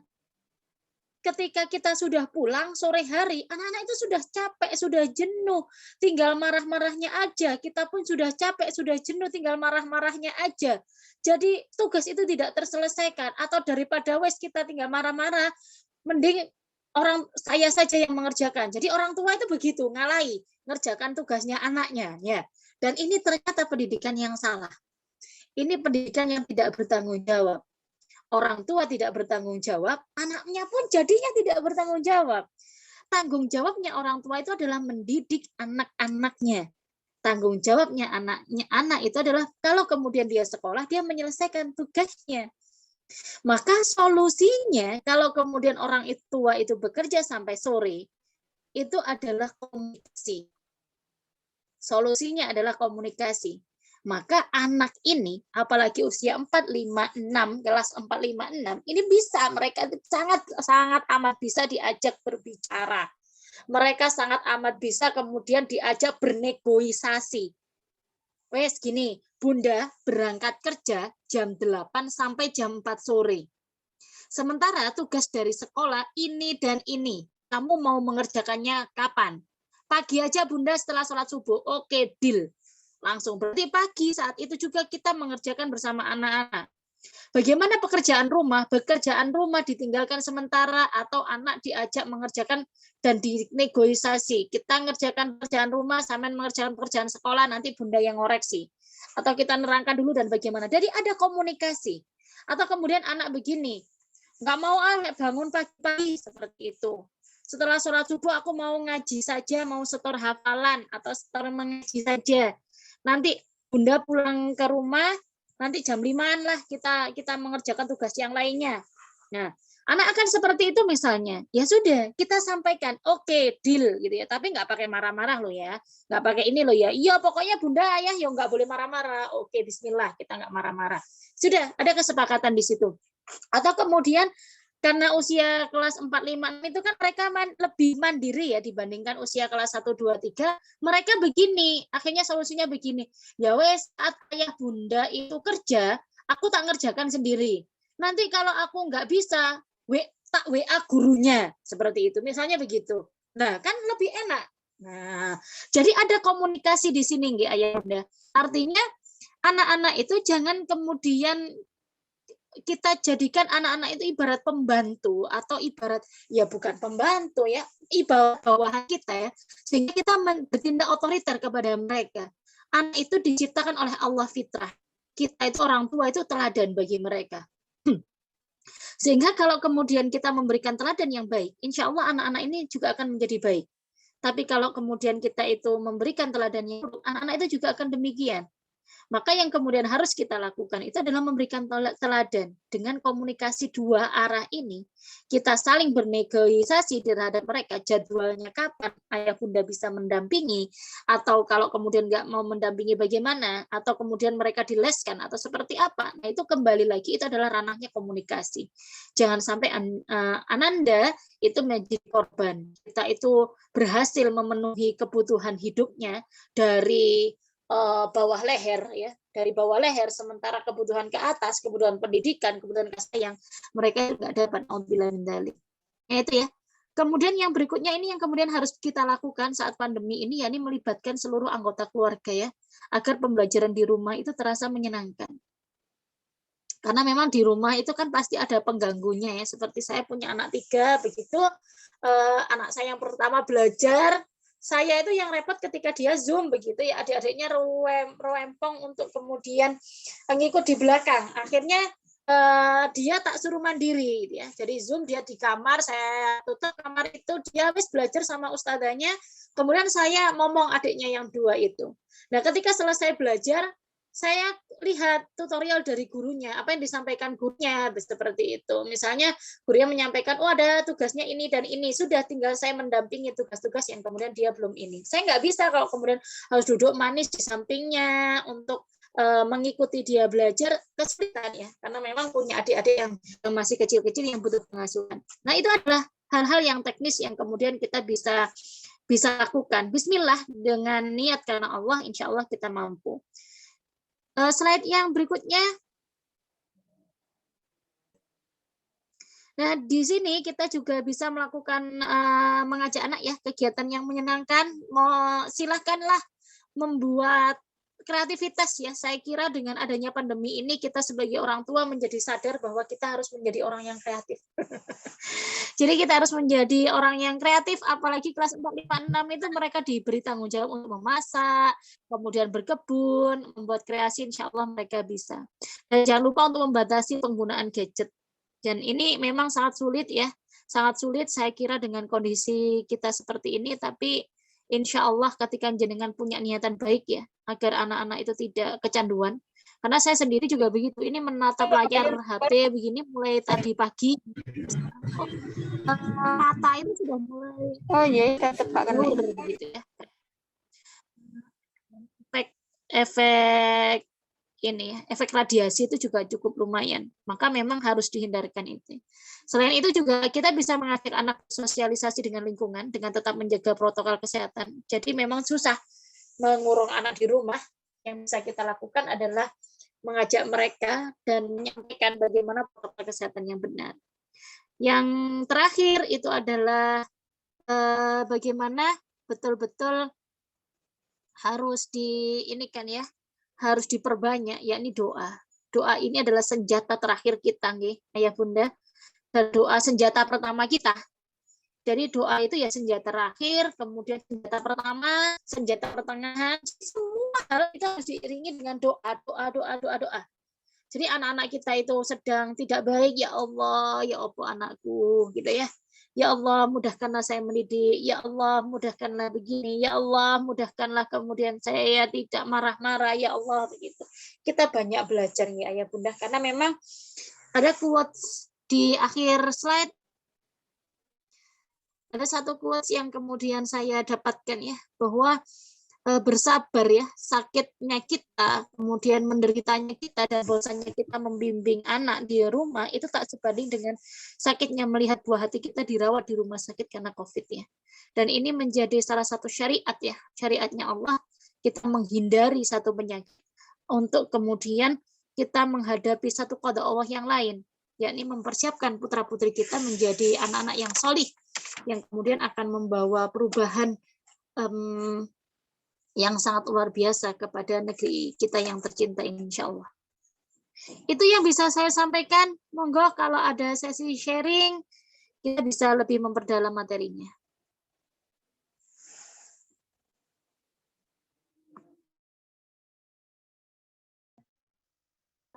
Terima kasih kepada Ustazah Hoirin Fitri atas pemaparan materi atau ilmu yang sudah dibagikan kepada kita semua. Baik Ayah Bunda, baru saja kita mendengarkan materi yang sangat luar biasa, sekaligus mendapatkan ilmu tentang bagaimana sebenarnya kita sebagai orang tua maupun guru dalam mendampingi anak-anak kita, putra-putri kita selama pembelajaran daring. Semoga ini semua bisa menjadi motivasi bagi kita sebagai orang tua maupun pendidik untuk anak kita tercinta. Untuk selanjutnya langsung saja kita masuk ke sesi tanya jawab. Dimohon partisipasinya kepada ayah bunda dan bapak ibu guru untuk mengajukan pertanyaan terkait dengan materi parenting kita, yaitu kiat-kiat orang tua dan guru dalam mengatasi kejenuhan anak di tengah pembelajaran daring. Silakan ayah bunda yang mau bertanya untuk memberikan kode lambaian tangan supaya kelihatan. Dan dimohon saya ingatkan sekali lagi untuk tidak lupa menyalakan audio mikrofonnya dan videonya. Oke. Monggo untuk pertanyaan pertama kami persilahkan. Izin Bu Aili. Saya wali murid Mas Fadil kelas 4A, Bu. Oke, Bunda. Mohon izin Bu Khairin, apakah ada maksudnya mungkin bisa dibagi kiat-kiat bagi ibu-ibu yang di rumah bagaimana menumbuhkan rasa tanggung jawab pada anak-anak, karena dengan kita mendampingi sekolah di rumah dan kami juga bekerja, Bu, terkadang anak-anak itu rasa tanggung jawabnya masih kurang. Baik. Yang kedua, bagaimana kiat-kiat menumbuhkan minat baca pada anak-anak, karena dengan adanya teknologi ya, kita terkadang anak-anak kalau ada pembelajaran atau ada evaluasi mengerjakan apa, anak-anak lebih suka melihat Mbah Google ya Bu ya. Jadi minat bacanya itu masih sangat kurang. Begitu Bu Laili, terima kasih. Terima kasih Bunda dari Ananda Fadil kelas 4A. Jadi Ustazah, yang pertama pertanyaannya bagaimana untuk menumbuhkan rasa tanggung jawab. Mungkin ini pertanyaannya terkait dengan karakter pembiasaan, nggih. Yang kedua, bagaimana menumbuhkan minat baca dari seorang anak tersebut. Monggo langsung saja dijawab, Ustazah. Kami persilakan. Ya, bismillahirrahmanirrahim. Ya, jadi kalau kemudian kita bicara tanggung jawab itu adalah satu hal yang kemudian harus kita didik yang pertama kepada anak-anak ya. Kenapa begitu? Karena kalau kemudian tanggung jawab ini kita tidak didikkan kepada anak-anak, itu khawatir anak akan menjadi anak-anak yang liar. Ada beberapa hal yang kemudian bisa kita lakukan kepada anak-anak itu ketika kita mau melatih tanggung jawabnya. Hal yang pertama itu adalah komunikasi. Sekali lagi, di dalam Islam, hal yang pertama yang kemudian dilakukan itu adalah komunikasi. Berbicara dengan anak. Maka kenapa di surat Luqman itu dikatakan ya bunayya la tusyrik billah. Wahai anak, janganlah kamu menyekutukan Allah. Jadi ini ada dialog. Ada dialog antara seorang ayah yang bernama Luqman Al-Hakim ini dengan anaknya. Wahai anakku, janganlah kamu menyekutukan Allah. Banyak ya dialog-dialog yang lainnya yang dicontohkan oleh Luqman. Maka dialog ini menjadi hal yang pertama yang harus dilakukan oleh ayah, bunda, maupun bapak, ibu guru ketika mau melatih tanggung jawab kepada anak. Karena nanti kedisiplinan ini harus dimulai. Apa yang kemudian akan kita sampaikan kepada anak itu tentang tanggung jawab? Yakni yang harus kita sampaikan kepada anak itu terkait dengan apa sih tanggung jawab itu. Lalu apa saja tanggung jawab mereka sebagai anak, sebagai murid. Kemudian kalau sudah ada komunikasi begitu, kita buat jadwal bersama. Jadi ada jadwal yang dibuat anak itu jadwal keseharian. Misal, bangun subuh jam 4. Ini anak 4 kelas 4, 5, 6 itu mereka prabalik ya, yang sudah diperintahkan oleh Allah untuk sholat. Jadi anak umur 7 tahun itu sudah dimulai untuk diajak sholat. Kalau 10 tahun itu tidak sholat, mereka itu kalau dalam hadis itu boleh dipukul, tapi dengan pukulan yang tidak menyakit. Tapi ada tapinya, jadi tidak semena-mena begitu ya. Jadi anak itu bangunkan dengan pukul-pukul begitu ya. Jangan ya ayah bunda ya. Tapi memang ada sentuhan akidah. Ayo pejuang subuh bangun seperti itu ya. Jadi ada semacam jadwal yang kita sepakati dengan anak-anak untuk melatih tanggung jawabnya. Yakni dengan membuat jadwal dulu ya. Subuh itu mereka setelah sholat, kemudian mereka itu apa? Hafal Al-Quran sama ngaji, setor ke ustadz-ustadzanya, lewat voice note atau apa, sudah. Lalu kemudian mereka olahraga misalnya entah bersepeda dan sebagainya. Lalu membantu ayah bundanya untuk apa pagi itu. Terus kemudian ayah bundanya ternyata berangkat. Apa anak-anak itu yang mau dilakukannya gitu ya. Jadi jadwal itu terstruktur. Ternyata dia itu maunya main, mau pegang HP, mau ini. Ya sudah dijadwalkan saja. Dijadwalkan saja sampai duhur, sampai kemudian ayah bunda pulang, kemudian jadwalnya apa. Lalu dievaluasi. Malam itu setelah isya dievaluasi. Mana yang sudah bisa kamu lakukan? Ini. Loh, kok ada yang nggak dilakukan? Iya. Jangan dimarahi dulu, ditanya dulu. Kenapa nggak dilakukan? Yo karena tadi ada nenek itu minta aku begini dan begitu, jadinya aku nggak bisa ini dan begitu. Dia akan menjelaskan. Atau kemudian tiba-tiba temanku ngajak main, tiba-tiba aku terpengaruh ini. Nah dia akan menjelaskan. Anak jangan dihakimi ayah bunda sebelum jenengan tahu duduk permasalahannya. Nah itu seperti itu. Jadi memang betul-betul anak itu bisa mempertanggungjawabkan apa-apa yang kemudian menjadi hak pilihan mereka. Setelah dievaluasi gitu ya, malamnya setelah dievaluasi baru ada dialog lagi. Jadi jenengan harus telaten begitu ya, harus telaten berdialog dengan anak-anak sehingga nanti mereka itu akan menjadi anak yang bertanggung jawab. Sama dengan kita pun juga begitu gitu ya. Ketika kita bekerja ya fokus di pekerjaan itu. Karena sejatinya bekerja itu bagi seorang wanita itu kan sebenarnya mubah ya. Kalau di dalam Islam ya. Dan mendidik putra-putri itu adalah kewajiban.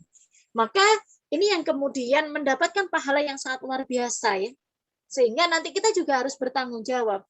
Ketika kita di rumah, tanggung jawab kita kepada anak-anak juga tidak kemudian membawa pekerjaan ke rumah. Walaupun membawa pekerjaan ke rumah, ya tidak disambi dengan mengasuh anak-anak. Berarti kita korbankan waktu tidur kita. Misalnya anak-anak sudah tertidur, kita pekerjaan mereka, kita sudah bertanggung jawab atas mereka, kita mengerjakan pekerjaan kita. Nah itu namanya melatih tanggung jawab. Lalu bagaimana dengan minat baca? Oh, sebentar. Tanggung jawab ini tidak bisa kemudian instan. Tiba-tiba mereka menjadi makhluk yang bertanggung jawab, anak yang bertanggung jawab, manusia yang bertanggung jawab, tidak. Ini ketika jenengan melakukan tips yang saya sampaikan tadi, itu akan menemukan trial and error ya. Itu sekitar 3-6 bulan baru terbentuk habit. Jadi memang agak luar biasa begitu, karena ini membentuk habit atau membentuk kebiasaan tanggung jawab itu bukan hal yang mudah, tapi insya Allah dengan adanya kesungguhan dengan lakukan ada perubahan meskipun pelan-pelan. Lalu bagaimana dengan minat baca? Ini menjadi tantangan tersendiri. Jika sekarang itu semua ada di Google, sehingga anak itu membuka teks itu sangat susah. Anak saya sendiri kalau suruh membaca, ya, karena memang anak itu beda-beda. Anak saya yang perempuan itu cenderung suka baca. Jadi enak ngajak dia, ayo dek, baca buku begitu. Wah, bergegas. Kalau emasnya itu ya sudah alasan aja ya, karena memang kecenderungannya berbeda. Sehingga kecenderungan yang berbeda inilah yang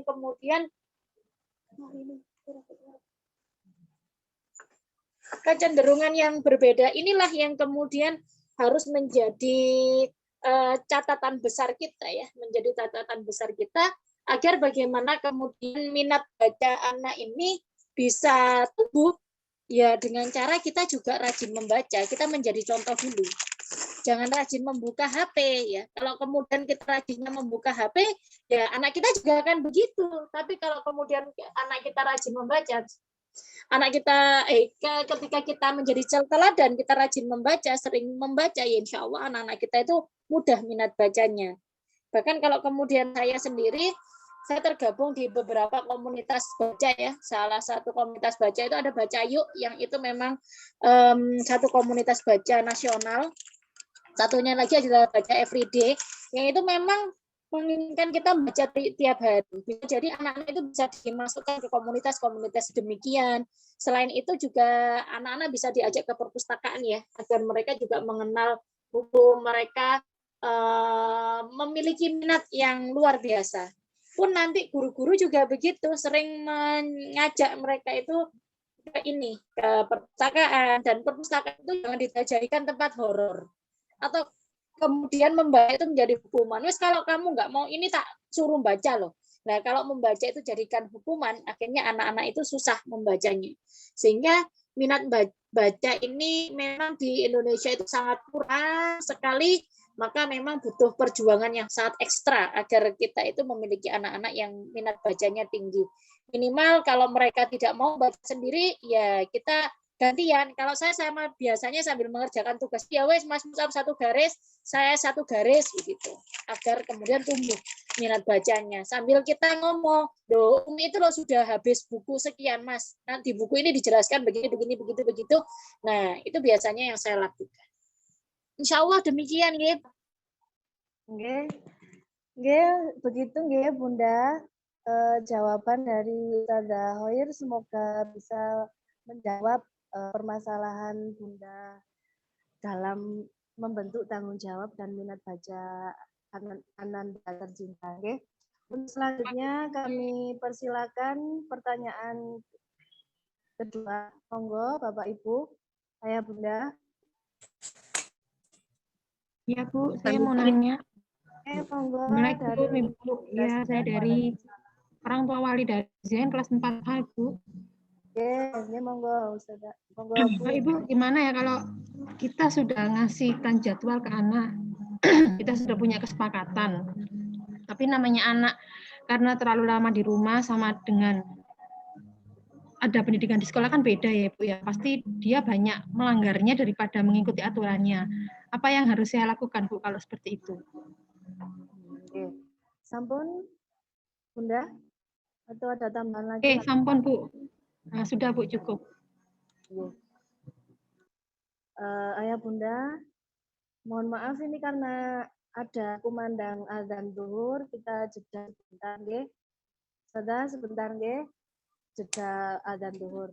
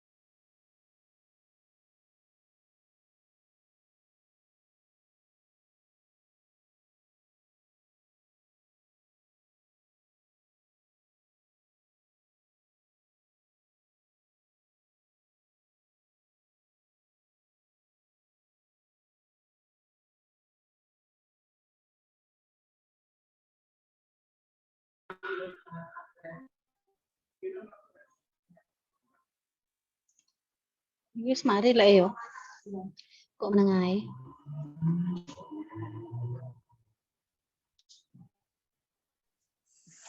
Oke, saya jawab, sudah selesai adanya di sini. Terkait dengan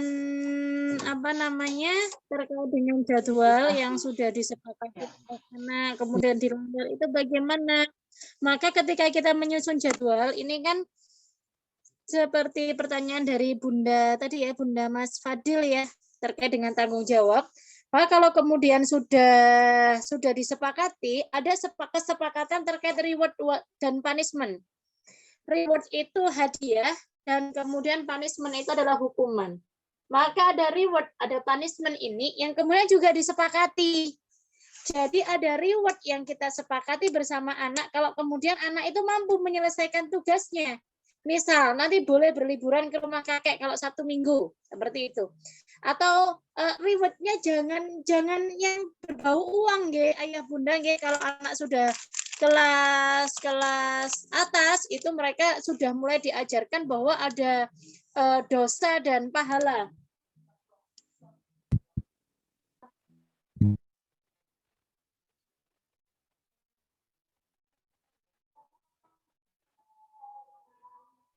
Jadi rewardnya itu tidak harus berbentuk berupa materi ya, berupa materi atau misalnya barang itu tidak, tapi reward yang lain yang kemudian sekreatifnya jenengan ya, rewardnya itu misalnya diajak kemana atau kemudian rewardnya nanti Allah akan memberikan pahala bagi anak-anak yang kemudian bertanggung jawab, rewardnya itu Allah akan sayang seperti itu disampaikan. Jadi ada reward akidah. Kemudian ada juga punishment itu yang di dalam Islam itu yang namanya adalah dosa begitu ya. Bagi anak-anak yang kemudian mereka usia hampir balik atau yang sudah balik terkait pahala dan dosa ini harus sering disampaikan. Neraka, surga itu juga harus sering-sering disampaikan. Termasuk kalau kemudian kita bicara reward itu misalnya anak-anak itu kesukaannya apa ya sudah itu kita berikan. Tapi kalau kemudian dia tidak melaksanakan tanggung jawabnya, misalnya kita nggak akan beri dia uang saku begitu. Uang sakunya akan dikurangi, atau jatah nonton televisinya akan dikurangi, atau HP-nya akan ditah. Nah, hal-hal yang demikian yang kemudian itu adalah punishment bagi anak-anak. Hukuman dia harus jalankan, misalnya dia harus hafalannya harus ditambah. Kalau biasanya dia hafalannya cuma 2 ayat, 1 hari itu dia hafalannya harus 5 ayat misalnya. Nah, itu adalah punishment yang kemudian punishment yang mendidik. Atau kemudian dia diminta untuk bersedekah dari hasil uang jajannya. Kalau dia kemudian dia tidak melakukan aktivitas. Contoh, dia tidak bangun subuh atau subuhnya dia tidak mau berjamaah. Punishment-nya apa? Dia harus infak dengan uang saku dia sendiri. Seperti itu. Jadi infaknya kemana? Ke masjid waktu duhur misalnya seperti itu. Nah, punishment demikian itulah punishment yang kemudian mendidik ya. Nah, punishment yang mendidik ini juga kita bisa sampai ke anak-anak itu sebagai dosa seperti itu. Jadi anak-anak itu usia kelas 4, 5, 6 itu sudah mulai diajarkan bahwa ketika mereka melakukan sesuatu itu karena Allah, ketika mereka meninggalkan sesuatu itu juga karena Allah. Jadi ada surga yang menanti, ya. Surga itu digambarkan kepada anak-anak itu, surga itu mengalir sungai-sungai susu di dalamnya, sungai-sungai madu, ya. Kita bisa aja jalan-jalan mereka, perhatikan sungai ya. Kalau sungai pada saat hujan itu kan culokan ya Bunda, Ayah. Itu ya, di situ kita gambarkan kepada anak-anak itu ini sungai yang kemudian ini sungai dunia. Bayangkan kalau itu susu, seperti di surga itu Masya Allah gitu ya.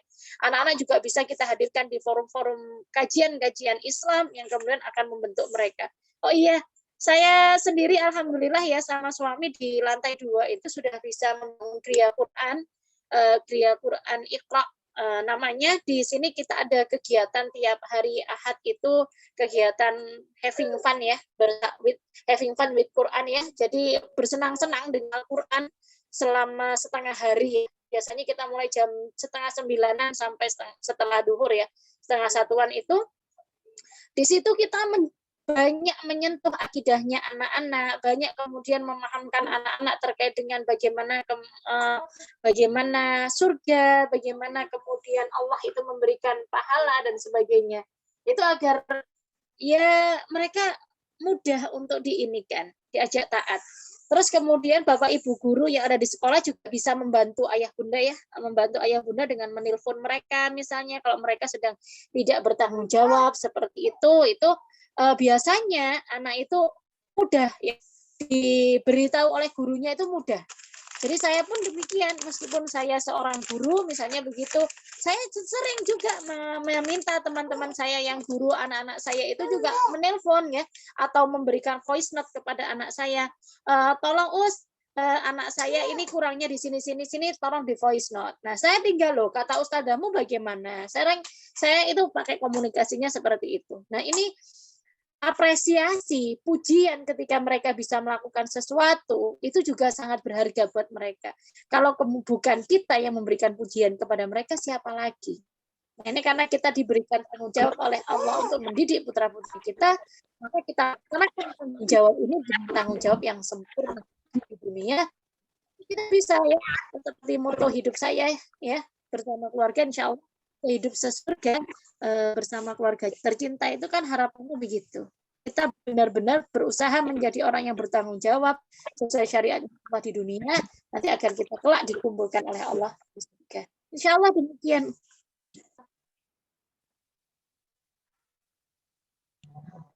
Terima kasih Bu penjelasannya.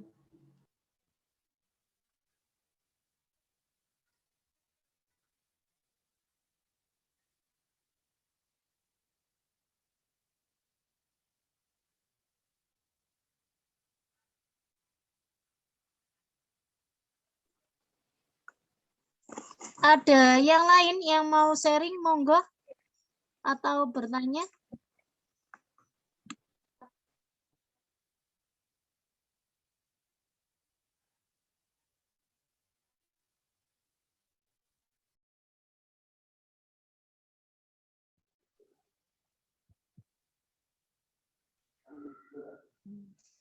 Terima kasih Ayah Bunda atas antusiasnya dalam sesi tanya jawab ini. Pasti masih banyak yang ingin ditanyakan, nggih, namun harus kami tutup sampai di sini karena mengingat waktu sudah menunjukkan pukul 12 kurang 5 menit, nggih. Baik, Ayah Bunda, untuk yang terakhir kalinya kami mohon kepada Ustadzah Hairin Fitri untuk memberikan closing statement atau kalimat penutupnya. Oke, monggo Ustadzah.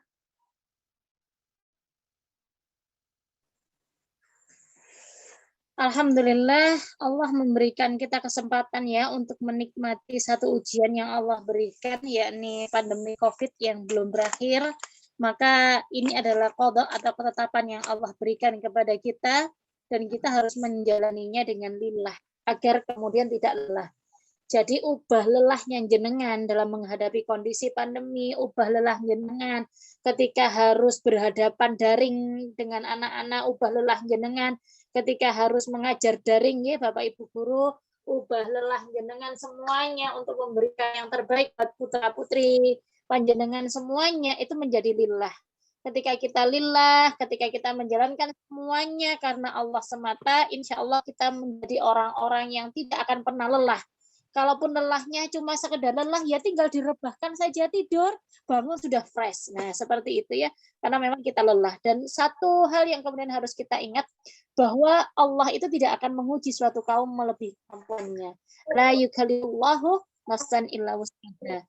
Maka kita juga harus ingat, ada di dalam surat Al-Insyirah ayat akhir itu ya, 2 ayat yang kemudian ditekankan oleh Allah, innamal usri yusra fa innamal usri yusra. Jadi sesungguhnya di balik kesulitan itu ada kemudahan, sesungguhnya di balik kesulitan ada kemudahan. Dan insya Allah pandemi ini akan berakhir. Insya Allah pandemi ini akan berakhir dan kita akan menemukan kemudahan-kemudahan. Insya Allah kita akan menjadi lebih baik lagi selama kita lillah. Yang bisa saya sampaikan, saya mohon maaf yang sebesar-besarnya, ada salah diri saya sendiri, ada benarnya semata-mata dari Allah. Ihdinas siratal mustaqim. Assalamualaikum warahmatullahi wabarakatuh. Waalaikumsalam warahmatullahi wabarakatuh. Alhamdulillahirabbil alamin. Izin lab. Talk show tanya jawab ini kami tutup sampai di sini. Kami ucapkan terima kasih kepada Ustadzah Hoirin selaku narasumber hari ini, dan terima kasih kepada Ayah Bunda atas partisipasinya selama kegiatan talk show parenting ini berlangsung. Saya selaku moderator mohon maaf bila selama saya memandu sesi ini terdapat banyak kendala maupun banyak kesalahan. Semoga ilmu yang kita dapatkan hari ini dapat bermanfaat untuk kita semua. Untuk selanjutnya saya berikan kembali kepada MC kita Bu Faik. Wassalamualaikum warahmatullahi wabarakatuh. Waalaikumsalam warahmatullahi wabarakatuh. Alhamdulillah, terima kasih Ibu Moderator. Saya jazakumullah khairan katsir kepada Ustadzah Hoirin Fitri atas materinya yang sangat luar biasa. Semoga apa yang disampaikan tadi bisa memberikan solusi untuk kebaikan pembelajaran anak-anak ke depannya. Terima kasih khususnya saya sampaikan kepada Ayah Bunda yang telah dengan antusias mengikuti acara ini di tengah-tengah kesibukan jenengan semua. Dan tak lupa saya ucapkan terima kasih kepada seluruh tim, ada tim videografer, tim poster, tim dialog, dan seluruh tim yang telah berkontribusi dalam acara talk show parenting hari ini. Bunda dan Bapak Ibu guru sekalian, akhirnya kita sudah sampai di penghujung acara. Saya di sini selaku pembawa acara mengucapkan permohonan maaf yang sebesar-besarnya apabila ada banyak gangguan dalam koneksi atas ketidaknyamanannya. Baiklah, marilah kita tutup acara hari ini dengan doa yang akan dipimpin oleh Bapak Mustafa. Pada beliau dipersilahkan.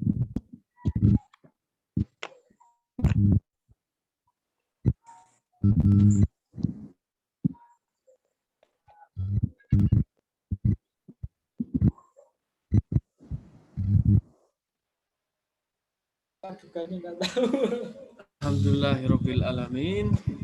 Terima kasih banyak atas ilmu yang diberikan oleh Ustadzah Hoirin Fitri. Semoga kita bisa berjumpa lagi untuk diskusi yang lebih enak, matang lagi. Marilah kita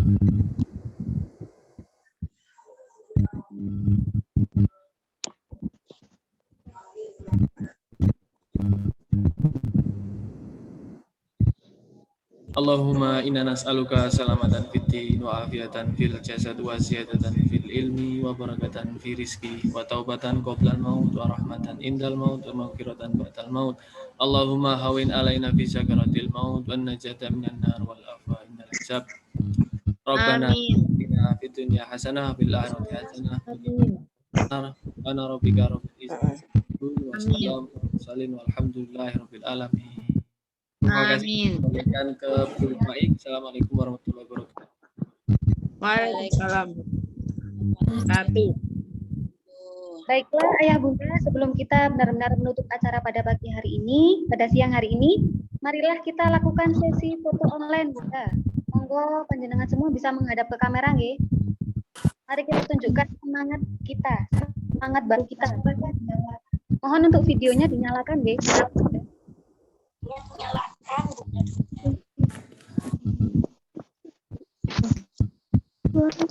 Yang masih belum menyalakan kamera,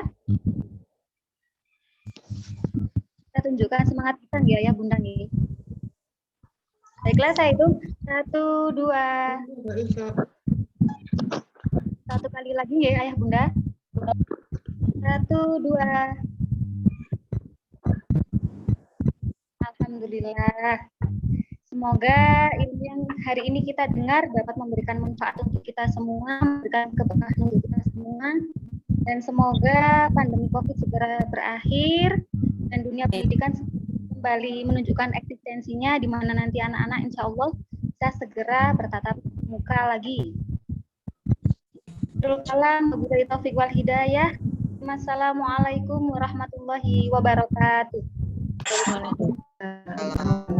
Waalaikumsalam warahmatullahi wabarakatuh.